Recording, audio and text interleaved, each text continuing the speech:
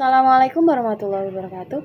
Halo semua, sebelumnya izin memperkenalkan diri. Nama saya Aiza Ramadhani dengan NIM 251102408 dari Fakultas Hukum Universitas Ahmad Dahlan. Di sini saya akan mereview bab 1 dari buku Sosiologi Hukum. Bab 1 ini kita akan membahas tentang definisi, karakteristik, ruang lingkup, dan pengertian sosiologi hukum. Apa sih itu definisi sosiologi hukum? Sosiologi hukum adalah cabang ilmu yang secara analitis dan empiris mempelajari hubungan timbal balik antara hukum dengan gejala-gejala sosial lainnya. Surjono Sukanto mengatakan bahwa sosiologi hukum adalah ilmu yang mempelajari dasar-dasar sosial dari hukum. Sajipto Raharjo mengatakan sosiologi hukum adalah pengetahuan hukum terhadap pola perilaku masyarakat dalam konteks sosial. Dua cabang studi ilmu hukum menurut Roni Hanicito Sumitro, yaitu studi tentang law in books dan studi tentang law in action. Apa itu law in books? Law in book adalah mengkaji hukum sebagaimana norma atau kaidah yang bersifat otonom dan terlepas dari gejala sosial. Ini mencakup ilmu tentang pengertian hukum dan kaidah hukum. Yang kedua, studi tentang law in action. Apa itu law in action?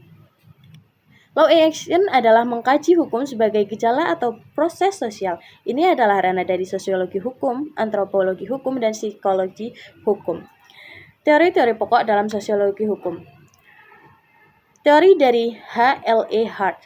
Hart menjelaskan bahwa suatu sistem hukum terdiri dari kesatuan antara aturan utama, primary rules, yang berisi dari kewajiban, dan aturan tambahan, secondary rules, yang meliputi rules of recognition, aturan yang menjelaskan aturan utama mana yang berlaku berdasarkan hierarki. Yang kedua adalah rules of change, aturan yang mengesahkan adanya aturan utama yang baru. Yang ketiga adalah rules of adjudication, aturan yang memberikan hak pada perorangan untuk menentukan sanksi jika aturan utama dilanggar.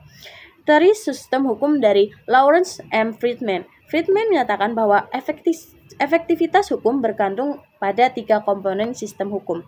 Yang pertama adalah komponen struktural, merupakan kerangka atau lembaga penegak hukum seperti kepolisian, kejaksaan, dan pengadilan. Yang kedua adalah komponen substansi, adalah aturan norma atau pola perilaku nyata manusia yang berada dalam sistem tersebut. Ini adalah hasil dari komponen struktural. Yang ketiga adalah komponen kultural, merupakan sikap manusia dan nilai-nilai yang ada di masyarakat terkait hukum. Fungsi hukum dalam perspektif sosiologis. Fungsi sosiologis atau empiris. Hukum berfungsi sebagai alat pengendalian sosial atau social control. Keperluan empiris, hukum dapat dilihat dari apakah masyarakat mematuhi hukum tersebut. Ini dapat diteliti melalui penelitian empiris tentang perilaku warga masyarakat. Yang kedua adalah fungsi yuridis. Fungsi ini merujuk pada suatu kaidah hukum tertentu yang mengikat karena merupakan bagian dari suatu sistem kaidah hukum yang lebih tinggi.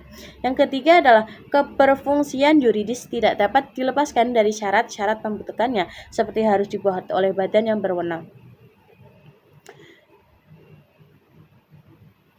Selanjutnya adalah ruang lingkup sosiologi hukum.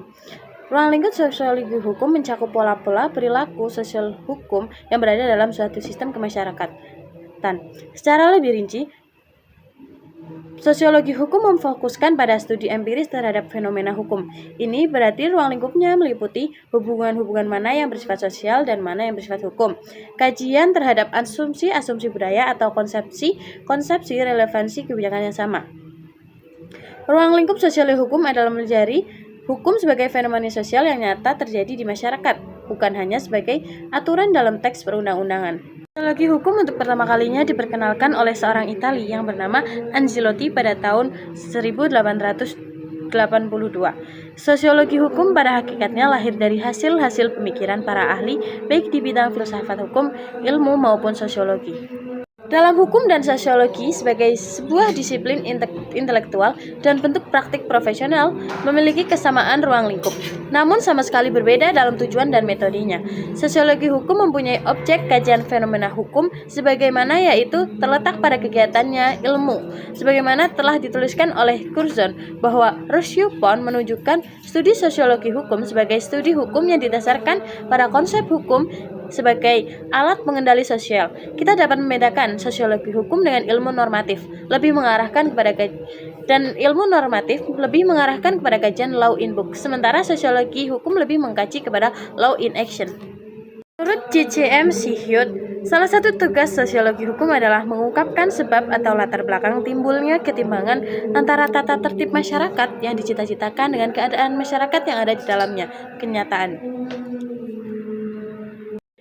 Dengan dasar sosiologis, sebuah produk hukum yang dibuat dan diterima masyarakat secara wajar, bahkan spontan. Surjono Sukanto dan Purnadi Purbacaraka menambahkan, ada dua landasan teoritis sebagai dasar sosiologis berfungsinya suatu kaidah hukum, yakni yang pertama ada teori kekuasaan. Secara sosiologis, kaidah hukum berlaku karena paksaan penguasa, terlepas diterima atau tidak oleh masyarakat. Yang kedua adalah teori pengakuan kaidah hukum, berlaku berdasarkan penerimaan dari masyarakat tempat hukum itu berlaku. Pengaruh dari sejarah hukum dan filsafat hukum. Filsafat hukum dan ilmu hukum adalah dua hal besar yang mempengaruhi sosiologi hukum. Akan tetapi, hukum alamlah yang merupakan basis intelektual dari sosiologi hukum. Seorang tokoh yang terkemuka dari mazhab sejarah yaitu Karl von Sawicki 1779-1861 berpendapat bahwa hukum merupakan perwujudan dari kesadaran hukum masyarakat. Ia berpendapat bahwa semua hukum berasal dari adat istiadat dan kepercayaan, bukan dari pembentuk undang-undang. Zainuddin Ali 2006-122. Ia menantang kodifikasi hukum Jerman. Keputusan-keputusan badan legislatif menurutnya membahayakan masyarakat karena tidak sesuai dengan keadaan hukum masyarakat. Di abad ke-18, analisis rasional terhadap hukum tampil dengan sangat kuat. Demikian pula dengan pengikatan kepada asas-asas dalam hukum. Gabungan antara keduanya melahirkan cara berpikir dedukatif yang mengabaikan kenyataan sejarah dengan kekhususan yang ada pada bangsa-bangsa.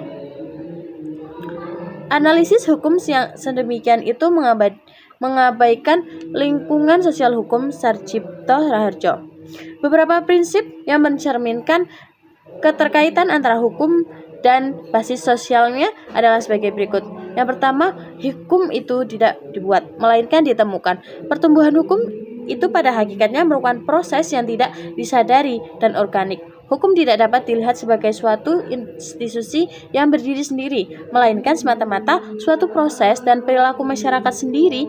Hanya kitalah yang melihat hukum itu sebagai suatu institusi yang terpisah dengan semua atribut dan konsep otonominya. Apa yang sekarang disebut sebagai hukum adalah perusahaan arbiter yang dibuat oleh badan legislatif. Kaidah hukum mempunyai sifat yang pasif seperti yang telah diungkapkan.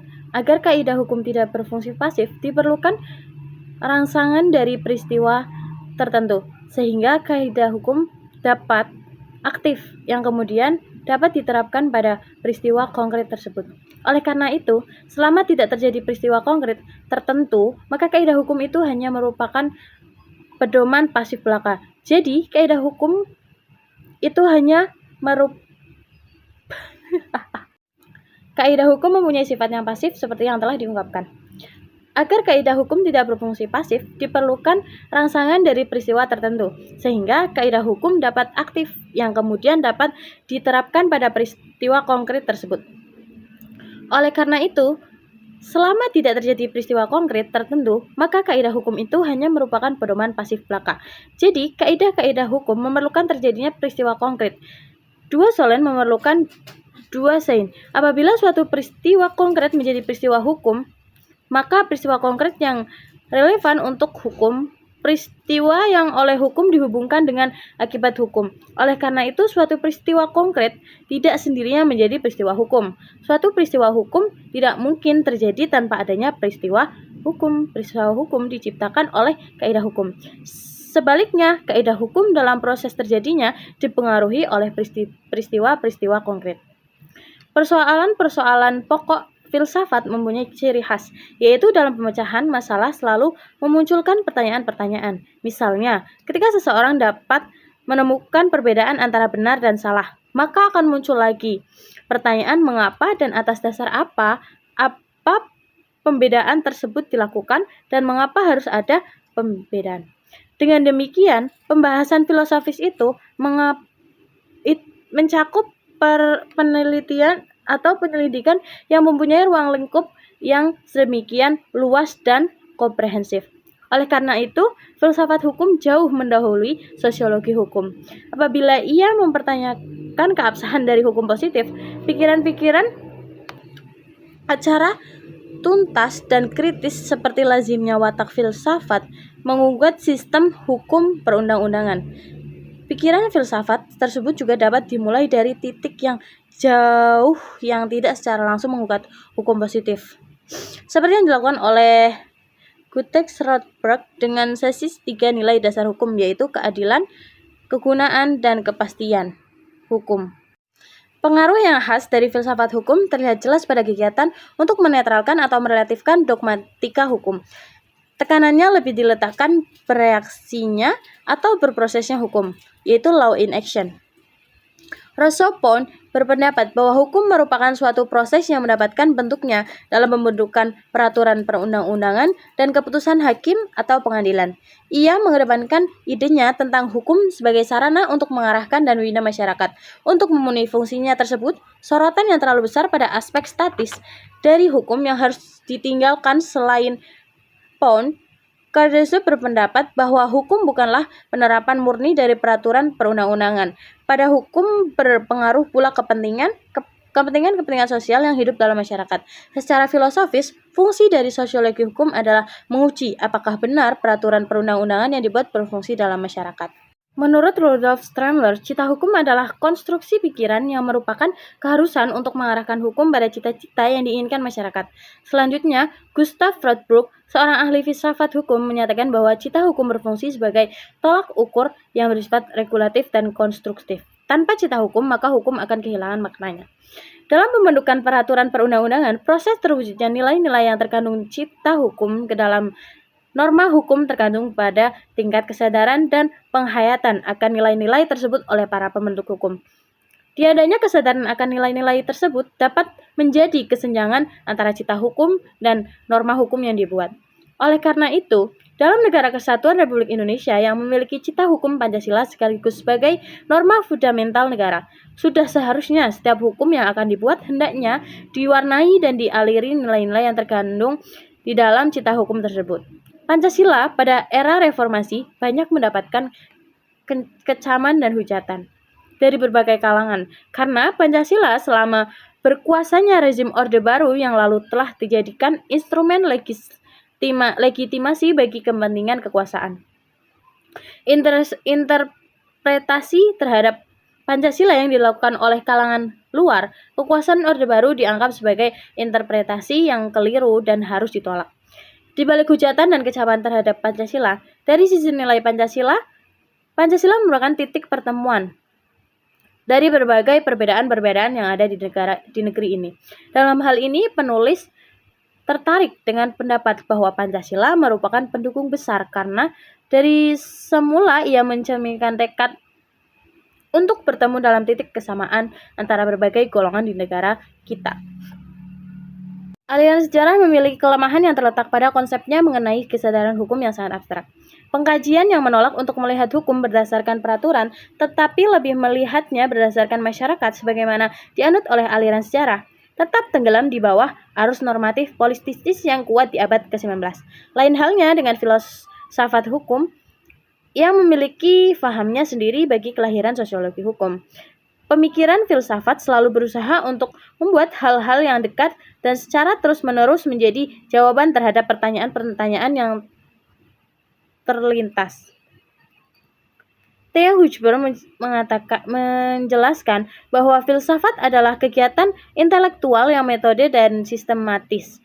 Secara refleksi, menangkap makna yang hakiki. Dari semua fakta yang ada, objektif filsafat bersifat universal, mencakup segala yang dialami manusia. Berpikir secara filsafat adalah mencari arti yang sebenarnya pendapat-pendapatnya tentang segala hal yang ada melalui cakrawala pandangan yang paling luas. Metode pemikiran filsafat adalah refleksi atas pengalaman dan pengertian tentang satu hal dalam cakrawala yang universal.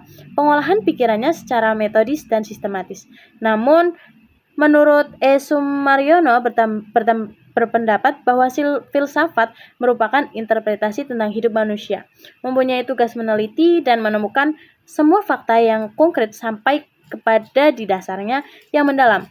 Berpikiran dengan kaidah hukum normatif yang merupakan ketentuan atau pedoman tentang apa yang seharusnya dilakukan. Pada hakikatnya, kaidah hukum merupakan perumusan pendapat atau pandangan tingkah laku. Sebagai